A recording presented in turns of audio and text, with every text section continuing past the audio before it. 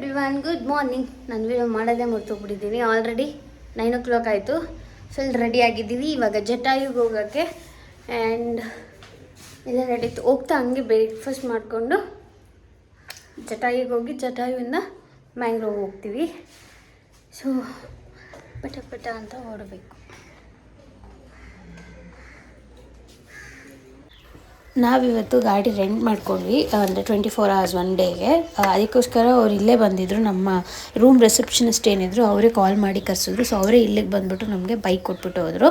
Per day 600 ಏನೋ charge ಮಾಡಿದ್ರು ನಮಗೆ ಬೈಕಿಗೆ. ಅದ್ರ ಜೊತೆಗೆ 2 ಹೆಲ್ಮೆಟ್ ಸಹ ಕೊಟ್ಟರು.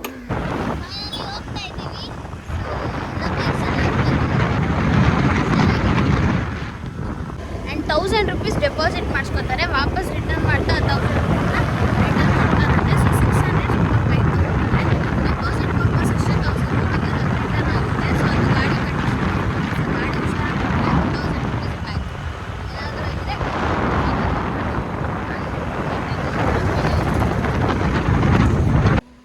ಬ್ರೇಕ್ಫಾಸ್ಟಿಗೆ ಬಂದಿದ್ದೀವಿ. ಇಲ್ಲಿ ಏನು ಸಿಗುತ್ತೋ ದೇವರಾಣಿ ಗೊತ್ತಿಲ್ಲ. ಮೇ ಬಿ ದೋಸೆ ಇಡ್ಲಿ ಇದೇ ಥರದ್ದು ಸಿಗೋದು. ಸೊ ಒಂದು ಈಗ ಟಿಫನ್ ಮಾಡೋಣ ಬನ್ನಿ.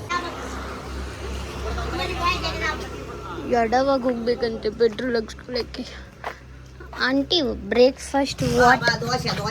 ದೋಸೆ ಇಡ್ಲಿ ದೋಸೆ ಅಂತ ಏನು ಮಾಡೋದು? ಏನಿಲ್ಲ, ಮಾಡ್ತೇನೆ ನಾಷ್ಟ ಮಾಡಿ ಅಲ್ಲಿ ಹೋಗಾದ್ಮೇಲೆ ವೀಡಿಯೋ ಕಾಲ್ ಮಾಡ್ತೀನಿ. ಮುತ್ತು ಆಯಿತಾ? ಓಕೆ, ಬಾಯ್ ಬಾಯ್.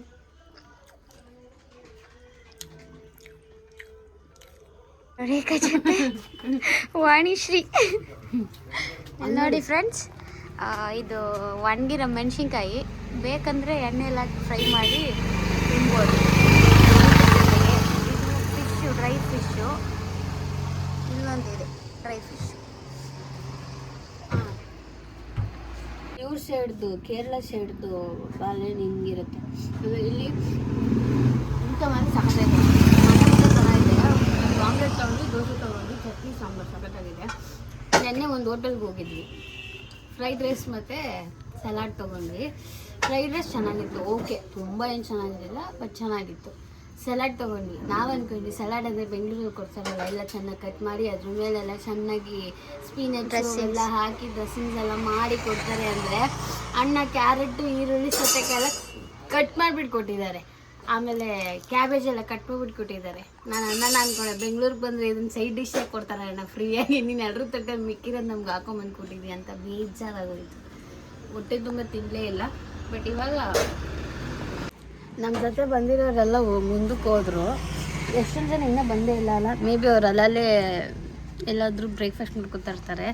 ನಾವು ಸಿಕ್ಕಿದ ಕಡೆ ತಿನ್ಕೋತೀವಿ. ಎಲ್ಲರೂ ಒಟ್ಟಿಗೆ ಹೋಗ್ಬಿಟ್ಟು ಮೀಟ್ ಆಗಿಬಿಟ್ಟು ಗ್ರೂಪ್ ಫೋಟೋ ತೊಗೊಳ್ಳೋದಷ್ಟೇ.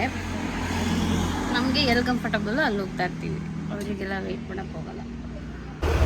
ಫೈನಲಿ ಬಂದ್ವಿ. ಇನ್ನೊಂದು 700-500 meters ಅಷ್ಟೇ. ಮನೇಲಿ ಬಂದ್ವಿ. ಪಾರ್ಕಿಂಗಿಗೆ 10 rupees ತೊಗೋತಾರೆ. ಇವಾಗ ಜನ ರಶ್ ಇದೆ. ಹೋಗ್ಬಿಟ್ಟು ಇವಾಗ ಕೇಬಲ್ ಕಾರ್ ಹೋಗೋದು. ಟ್ರಕ್ಕಿಂಗು ಮಾಡ್ಬೋದು. ಕೇಬಲ್ ಕಾರಲ್ಲಿ ಹೋಗೋರು 500 rupees ಪರ್ ಹೆಡ್ ಆಗುತ್ತೆ. ಸೊ ನೋಡೋಣ, ಅಲ್ಲಿ ಹೋಗ್ಬಿಟ್ಟು ಜಟಾಯು ಅರ್ತ್ ಸೆಂಟರ್ ಅಲ್ಲಿ ಹಾಕಿದ್ದಾರೆ. Toilet, entry point, security check in, cable car ಎಲ್ಲನೂ ಇಲ್ಲೇ. ಪಟ್ಟಂತ ಹೋಗಿ ಪಟ್ಟಂತ ಟಿಕೆಟ್ ತೊಗೊಂಡು ಪಟ್ಟಂತ ಹೋಗೋಣ. ಕಮಾನ್.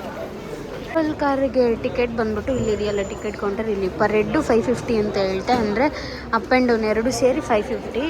ವಾಕ್ ಹೋಗಬೇಕು ಅಂದರೆ ಅಲ್ಲಿ ಹಾಕಿದ್ದಾರೆ ನೋಡಿ 325 rupees. ಅಂದರೆ ಟ್ರಕ್ಕಿಂಗ್ ಮಾಡ್ಕೊಂಡು ಹೋಗ್ಬೋದಲ್ಲ, ಅದಕ್ಕೆ 325 rupees ಪೇ ಮಾಡಬೇಕು. ಅಲ್ಲಿ ನೋಡಿ ಕಲ್ಚರ್ ವಿಸಿಟ್ಗೆ 266 ಪೇ ಮಾಡಬೇಕು. ಕೇಬಲ್ ಕಾರಲ್ಲೇ ಎಕ್ಸ್ಟ್ರಾ 289, ಟೋಟಲ್ 355. ಬಟ್ ಬರೀ ವಿಸಿಟ್ ವಾಕಲ್ಲಿ ಹೋದರೆ 320. ಟಿಕೆಟ್ ತೊಗೊಂಡ್ವಿ. ಅರ್ಧ ಅಮೌಂಟ ಮಾತ್ರ ಇಲ್ಲಿ ಪೇ ಮಾಡಿಸ್ಕೊಂಡ್ರು. ಇನ್ನು ಮಿಕ್ಕಿದ ಅಮೌಂಟ್ನ ಮೇಲ್ಗಡೆ ಪೇ ಮಾಡಬೇಕಂತೆ ಫಸ್ಟ್ ಫ್ಲೋರಲ್ಲಿ. ಆ್ಯಂಡ್ ಪ್ಲಾಸ್ಟಿಕ್ ವಾಟರ್ ಬಾಟಲ್ಸ್ ಎಲ್ಲ ಅವೈಲೇಬಲ್ ಇಲ್ಲ. ಆ್ಯಂಡ್ ಈವನ್ ಬ್ಯಾಗ್ಸ್ ಎಲ್ಲ ಅವೈಲೇಬಲ್ ಇಲ್ಲ. ಸೊ ಬ್ಯಾಗ್ಸ್ ಏನಾದ್ರು ಇದ್ದರೆ ಕ್ಲಾಕ್ ರೂಮ್ ಇರುತ್ತೆ, ಅಲ್ಲಿ ಹೋಗ್ಬಿಟ್ಟು ಇಟ್ಬಿಟ್ಟು ಟೋಕನ್ ಕೊಡ್ತಾರೆ. ಟೋಕನ್ ತೊಗೊಂಡು ಹೋಗ್ಬೋದು. ವಾಪಸ್ ಹೋಗ್ತಾ ಬ್ಯಾಗ್ನ ಕಲೆಕ್ಟ್ ಮಾಡ್ಕೊಳ್ಳಿ. ಜನ ಇದ್ದಾರೆ, ತುಂಬಾ ಇಲ್ಲ ಹಂಗಂತ ತುಂಬ ಕಡಿಮೆನೂ ಇಲ್ಲ. ನಾರ್ಮಲ್ ಕ್ರೌಡ್ ಅನ್ನೋ ಥರ ಇದೆ. ನೋಡೋಣ ಎಷ್ಟೊತ್ತಾಗುತ್ತೆ ಅಂತ. ಇವಾಗ ಆಲ್ರೆಡಿ ಟೈಮ್ 11 o'clock ಆಗಿದೆ. ಸೊ ಎಷ್ಟೊತ್ತಾಗತ್ತೆ ಚೆಕ್ ಮಾಡೋಣ. ಆದರೆ ಈ ಕಡೆಗೆ ವಾಕಿನ್ ಆದರೆ ಆ ಕಡೆಗೆ ವಾಕಿನ್ ವೇ. ಸೊ ಅದೊಂಥರ ಟ್ರಕ್ ಥರ. ಸೊ ನಾರ್ಮಲ್ ಎಂಟ್ರಿ ಈ ಕಡೆಗೆ, ಕೇಬಲ್ ಕಾರ್ ಎಂಟ್ರಿ ಆದರೆ. ಇದ್ರಲ್ಲ ಫಸ್ಟ್ ಕೌಂಟ್ರಲ್ಲಿ ಪೇ ಮಾಡಬೇಕು. ಈ ಕಡೆ ಬರೀ ನಮಗೆ ವಿಸಿಟಿಂಗ್ ಮಾತ್ರ, ಜಟಾಯುದು ವಿಸಿಟಿಂಗ್ದು ಕೊಟ್ಟಿದ್ರು ಟಿಕೆಟು. ಇವಾಗ ಕೇಬಲ್ ಕಾರ್ ರೋಗ್ದು ಅಮೌಂಟು 578 ಆಯಿತು ಇಬ್ಬರಿಗೆ. ಸೊ ಟೋಟಲ್ ಸೇರಿ ಒಬ್ಬರಿಗೆ 555 ಅಂದರೆ 555. ಇಲ್ಲೊಂದು ಸ್ವಲ್ಪ ಕೂತ್ಕೊಳ್ಬೇಕು, ಇಲ್ಲೊಂದು ಸ್ವಲ್ಪ ಕೂತ್ಕೊಳ್ಬೇಕು. ಇವಾಗ ಇನ್ನೊಂದು ಸ್ವಲ್ಪ ತಾದ್ಮೇಲೆ ಆಮೇಲೆ ಕಲಿಸ್ತಾರೆ ಕೇಬಲ್ ಕಾರ್ ನಮ್ಮನ್ನ. ಒಂದು 4 ಸತಿ ಕೂತ್ಕೋಬೇಕು ಜನ. ಇನ್ನೆಲ್ಲ ಕ್ಯೂ ಇದೆ ನೋಡಿ.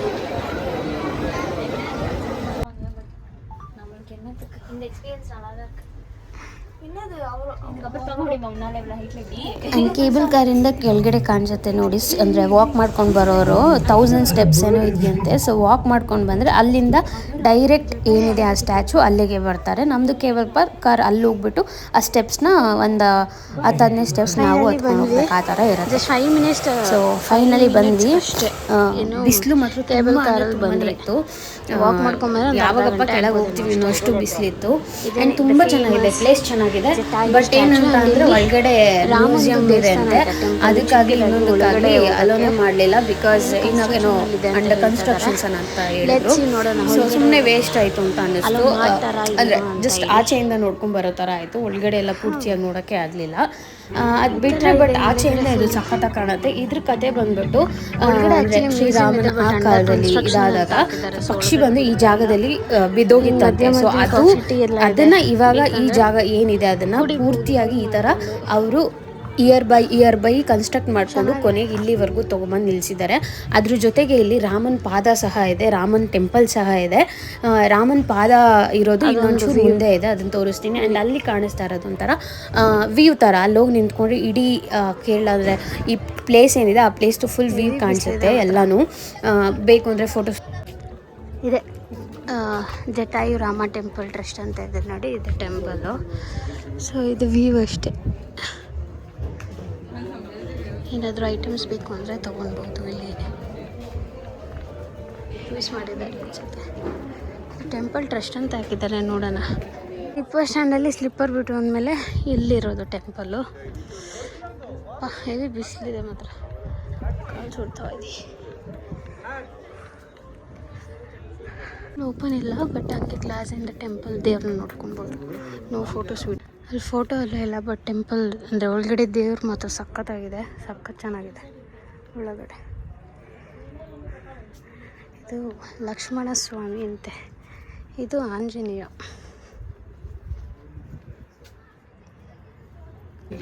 ಸೊ ಇದು ಬಂದ್ಬಿಟ್ಟು ರಾಮಂದು ಪಾದ ಇಲ್ಲಿದೆ ನೋಡಿ. ಸೊ ಇದು ರಾಮನ ಪಾದ, ದೇವಸ್ಥಾನದ ಈ ಕಡೆನೇ ಇರೋದು ರಾಮನ ಪಾದ.